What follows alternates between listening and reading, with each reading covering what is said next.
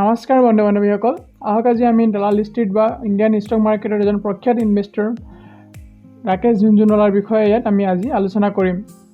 তেখেতক Warren buffet of India বা big বুল অফ ইণ্ডিয়া নামেৰেও জনা যায়। ৰাকেশ ঝুনঝুনৱালা ইনভেষ্টৰ হোৱাৰ লগতে তেখেতে বিভিন্ন ধৰণৰ ফিল্মবিলাকতো প্ৰডিউচাৰ আছিল। তেখেতৰ জন্ম হৈছিল 5 জুলাই 1960 চনত আৰু তেখেতৰ মৃত্যুবৰণ কৰিছে যোৱা মাহৰ আগষ্টৰ 14 তাৰিখে। ৰাকেশ ঝুনঝুনৱালাই ইংলিছ ভিংলিছ কিকা আদি ফিল্মৰ দৰে বহুতো ফিল্ম তেখেতে প্ৰডিউচাৰ কৰিছে। তেখেতে মৃত্যুৰ কেইদিনমান আগতে আকাশা এয়াৰলাইন নামৰ এয়াৰলাইনৰ শুভোদ্বোধনী কৰিছিল। ৰাকেশ ঝুনঝুনৱালাক বিগ বুল নামেৰে জনা যায় কাৰণ তেখেতে ইণ্ডিয়াৰ ইকনমি আৰু ইণ্ডিয়ান ষ্টক মাৰ্কেটক লৈ বহুতো পজিটিভ ভিউ ৰাখিছিল। তেখেতে ইণ্ডিয়াৰ ইকনমিৰ ওপৰত বা ভাৰতৰ অৰ্থনৈতিক ব্যৱস্থাৰ ওপৰত তেখেতৰ বহুতো পজিটিভ ভিউ আছিল। তেখেতে মাত্ৰ 5,000 টকালৈ ষ্টক মাৰ্কেটত আহিছিল আৰু তেখেতে বৰ্তমান তেখেতৰ নেটৱৰ্থ $4 বিলিয়ন বেছি। তেখেতৰ এনুৱেলি আমি কম্পাউণ্ডেড ৰিটাৰ্ণ যদি হিচাপ কৰিবলৈ যাওঁ তেখেতে 64%তকৈ বেছি এনুৱেলি কম্পাউণ্ডেড ৰিটাৰ্ণ জেনেৰেট কৰিছে। ৰাকেশ ঝুনঝুনৱালাৰ ফাৰ্ষ্ট মাল্টিপেকাৰ ষ্টক আছিল টাটা টি। তেখেতে টাটা টিৰ শ্বেয়াৰ মাত্ৰ 42 ৰুপিছত বাই কৰিছিল আৰু উইথিন 2-3 মন্থছতে 142 ৰুপিছত টাটা টিৰ শ্বেয়াৰ তেখেতে চেল কৰিছিল। তেখেতে প্ৰায় 50 লাখ টকাৰ প্ৰফিট পাইছিল সেইটো সময়ত টাটা টিৰ শ্বেয়াৰ বিক্ৰী কৰি। ৰাকেশ ঝুনঝুনৱালাৰ আন এটা মাল্টিপেকাৰ ষ্টকৰ নাম হ'ল টাইটেন। টাইটেনৰ শ্বেয়াৰ তেখেতে 2002 চনত কিনিছিল।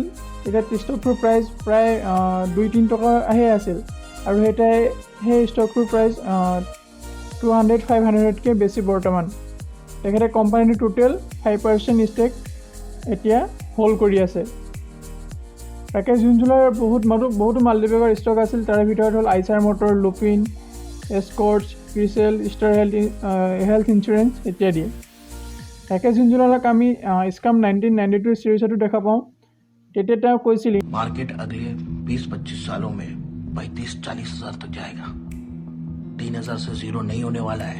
अभी टाइम है पुल बनने का। पैर बन के मूंगफली खाने का टाइम गया। ए भाई नहीं सही बोल रहा हूँ। अगर मेरा दाव सही रहा ना तो क्या पता अगला बिग पुल मैं बन जाऊँ।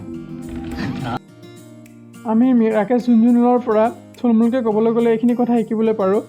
তেখেতে ভাৰতৰ ইকনমি বা ভাৰতৰ অৰ্থনৈতিক ব্যৱস্থাৰ ওপৰত বহুতো ভৰসা ৰাখিছিল।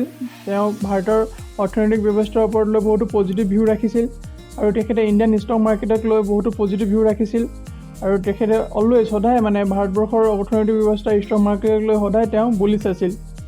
আমি ষ্টক মাৰ্কেটত ইনভেষ্ট কৰিবলৈ হ'লে আৰু ট্ৰেডিং কৰিবলৈ হ'লে আমাৰ পেচেণ্ট লাগিব, আমাৰ ধৈৰ্য লাগিব, আমাৰ নলেজ লাগিব, আমাৰ হাৰ্ডৱৰ্ক লাগিব। আজি সকলোখিনি কথা তেখেতৰ পৰা আমি শিকিবলৈ পাম। তেখেতে যিবোৰ ষ্টক কিনিছিল সেইবোৰ ষ্টক তেখেতে বহুত ধৈৰ্য ধৰি বহু সময়লৈকে হোল্ড কৰি ৰাখিছিল। তেখেতে এই জাৰ্ণিত বহুতো আপ এণ্ড ডাউন দেখিবলৈ পাইছিল। তেখেতে যিবোৰ কোম্পানীত ইনভেষ্ট কৰিছিল সেইবোৰ কোম্পানীৰ ওপৰত তেখেতৰ বিশ্বাস আছিল আৰু সেই বিশ্বাস তেখেতে থকাৰ বাবে সেই ষ্টকবোৰ তেখেতে বিক্ৰী কৰা নাছিল আৰু বহু সময়লৈকে সেইখিনি ষ্টক হোল্ড কৰি থৈছিল। আজিও তেখেতৰ হোল্ডিং আছে টাইটেন নামৰ কোম্পানীত 5%তকৈ বেছি ষ্টেক। চ' আমি তেখেতৰ পৰাই থুলমূলকৈ এইবোৰ কথা শিকিব পাওঁ যে আমি যিবিলাক কোম্পানীত ইনভেষ্ট কৰোঁ সেই কোম্পানী আমাৰ বিশ্বাস থাকিব লাগিব আৰু যিমান আপ এণ্ড ডাউন চাইকেল দেখিলেও আমি সেইবোৰ কোম্পানীৰ পৰা ওলাই দিব নালাগিব আৰু আমি কোনোবা এটা ষ্টকত ইনভেষ্ট কৰাৰ আগতে কোম্পানীটোৰ বিষয়ে জানিব লাগিব। কোম্পানীৰ মেনেজমেণ্ট কোন হয়, কোম্পানীৰ প্ৰফিটেবিলিটি, বেলেঞ্চ শ্বীট আদি সকলোবোৰ আমি চাই মেলি ভালকৈ চালি জাৰি আমি ইনভেষ্ট কৰিব লাগিব। চ' আজি ভিডিঅ'টো ইমানতে সামৰণি মাৰিছোঁ। আশা কৰোঁ আপোনালোকৰ ভিডিঅ'টো ভাল লাগিলে লাইক আৰু শ্বেয়াৰ কৰিবলৈ নাপাহৰিব। ধন্যবাদ।